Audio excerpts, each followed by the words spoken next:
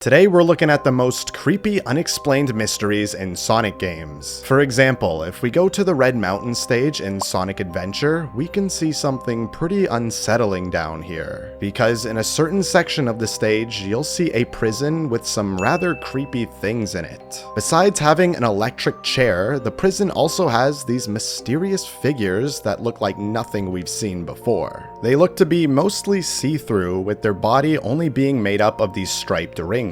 And there's no mention of these characters in the game at all. So that just begs the question then, what exactly did these creatures do to get locked up here in the first place? What makes this whole mystery even darker though, is that when you return to this area in the game later as Gamma, these guys in the prison are all gone. So what happened to these mysterious prisoners then? Did they possibly get killed by the rising lava since they were trapped down here? 'Cause that's pretty dark for a Sonic game.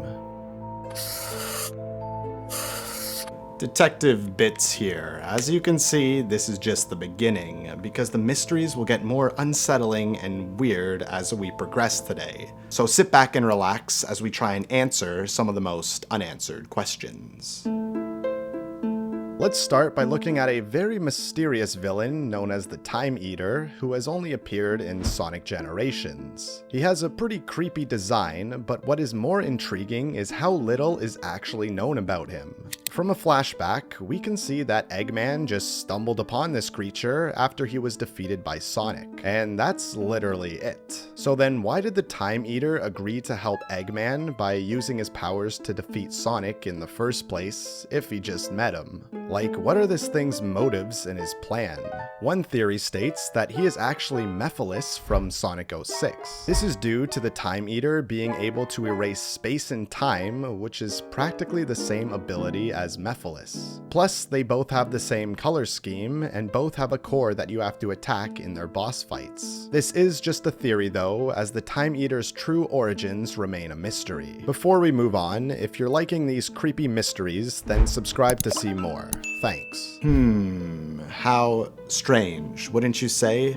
But now let's look at one of the more mysterious locations from Sonic Adventure 2 called Aquatic Mine. I mean, the name is pretty telling, right? It's a mine, clearly, but it has been flooded at some point. And this is where the questions already start to arise. Like, how did the mine even get flooded in the first place? Maybe it wasn't built properly and collapsed from a flood. I mean, you also see a bunch of ghosts too that will even try and jump scare you as well. So could these ghosts be the miners that lost their lives when it was flooded and are now angry at the player for coming down here? Guess we'll never know. And the mine itself has a pretty odd, unsettling vibe on its own. It's very claustrophobic when you're deep underwater in these tiny tunnels, with these mysterious ghost markings down here as well. It's gotta have some like massive mine network too, cause Knuckles gets lost down in the mines, only to emerge back in the main city later in the story as stated by his dialogue. It's like there's a lot more going on in this area than what's on the surface. Those were some of the more basic mysteries, so now let's move on to the more obscure ones.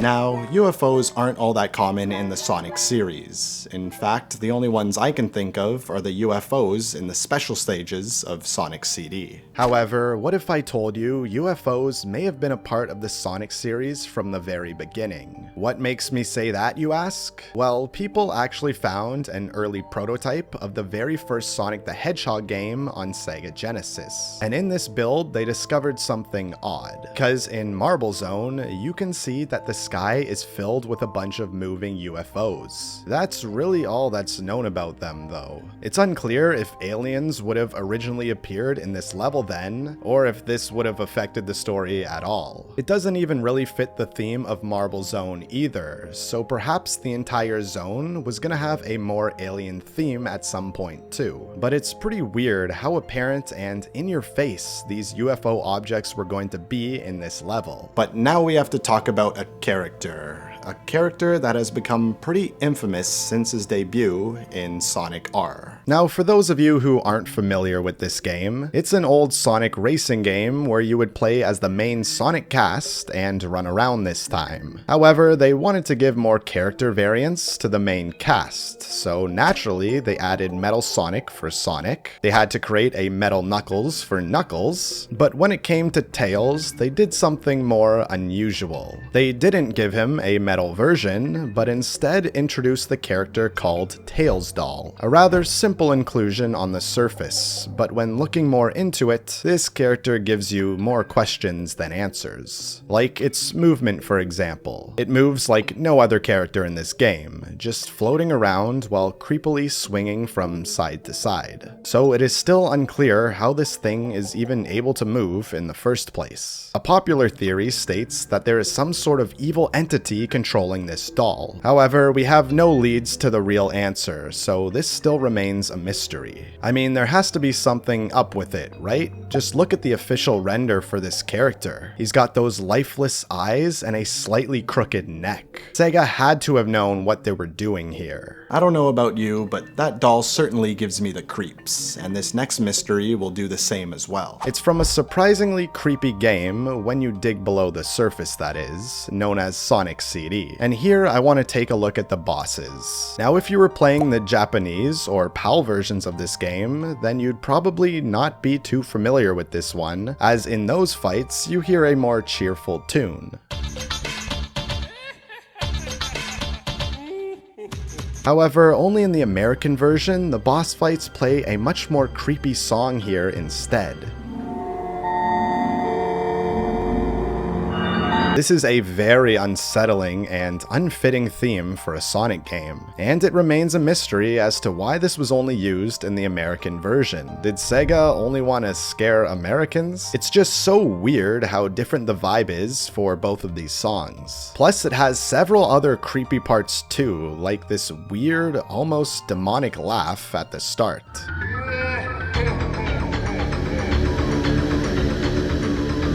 Terrifying.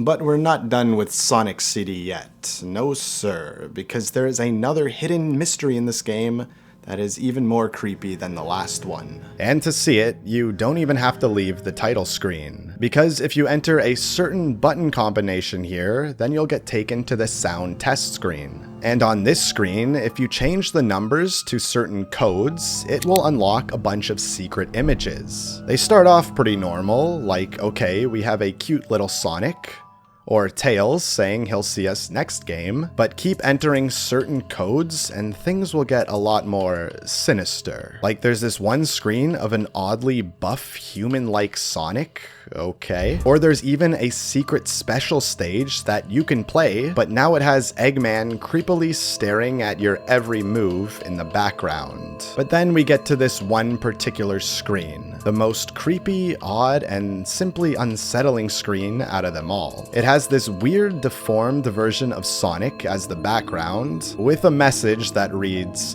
"Fun is infinite with Sega Enterprises." And at the bottom, it's signed by Majin, which is the devil. Oh, and the creepy boss fight music that I talked about before? Yeah, that also plays on this screen too, which just makes it even more of a mystery because they had to have known this is unsettling, right? So what is the purpose of this mysteriously creepy screen then? Maybe it's a jab at Nintendo, since Sonic almost has a face that resembles Mario, or maybe this could have been initially used as an anti-piracy screen. Well, no one really knows the true answer. Now let's head over to Sonic Adventure, where we can find a very mysterious character that is hidden in plain sight. And to see this, we have to head to the Speed Highway stage. See, if we explore around in the daytime sections, then we can see some pretty odd signs here, because they show this mysterious character that we've never seen before, even to this day. It looks to be some cat-like Sonic character with these creepy big eyes that consist of one solid color. Just the layout of the sign is weird too, as it's got these unusual filters over the character, even more of a mystery. Could she be an early version of Rouge, possibly? I'm not sure either, because why would this old concept get left in the game if that's the case? So who is this mysterious animal girl on this poster, and why haven't we seen this character anywhere else? But now let's move on to the next game and look at another one of the stages in Sonic Adventure 2,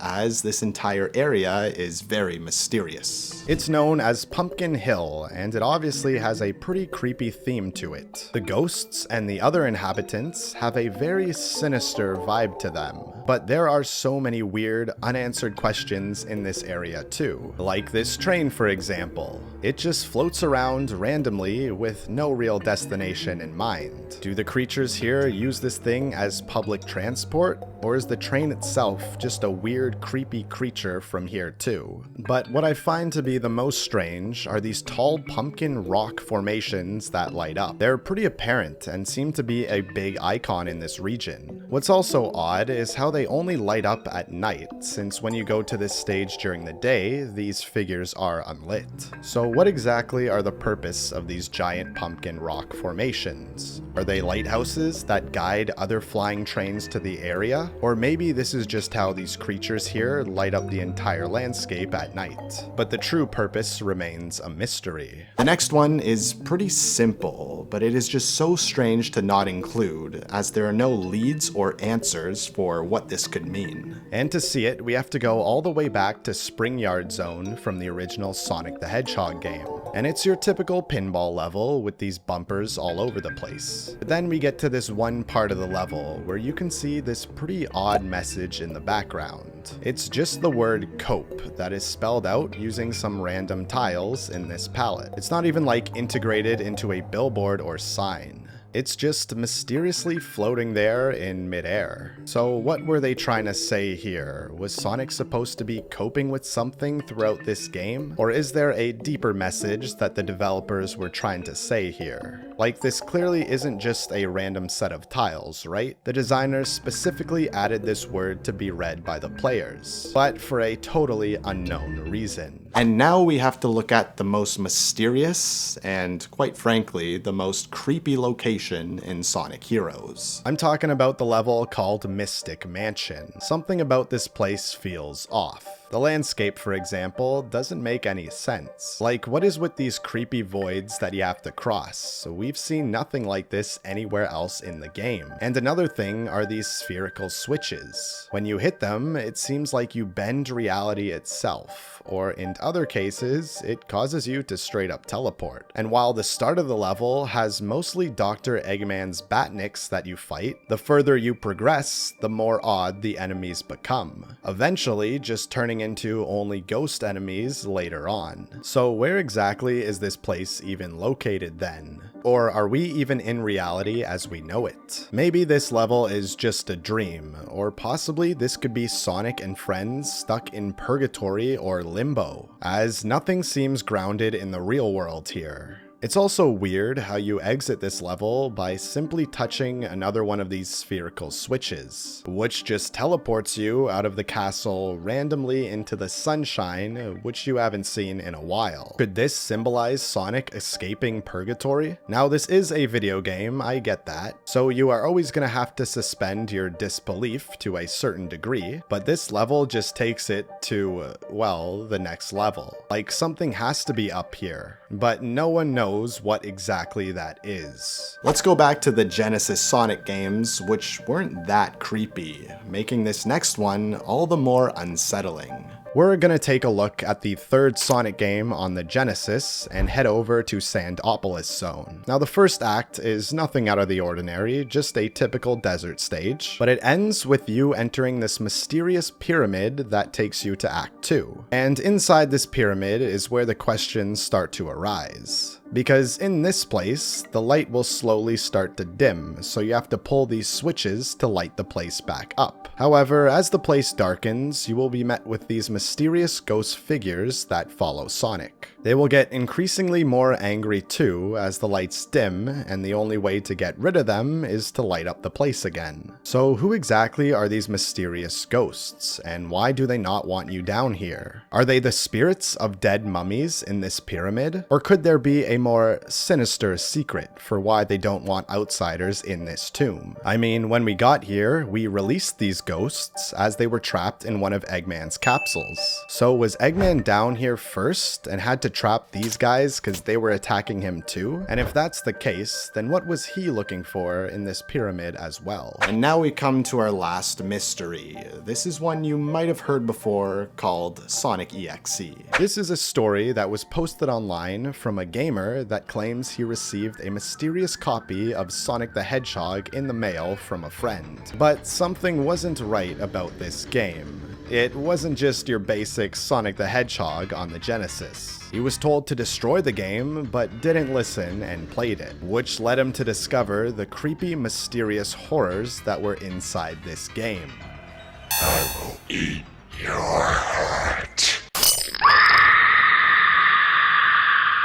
But why don't we solve this mystery together? So join me on my second channel where I play through this very same game for the very first time. Click the video on screen and I'll see you there.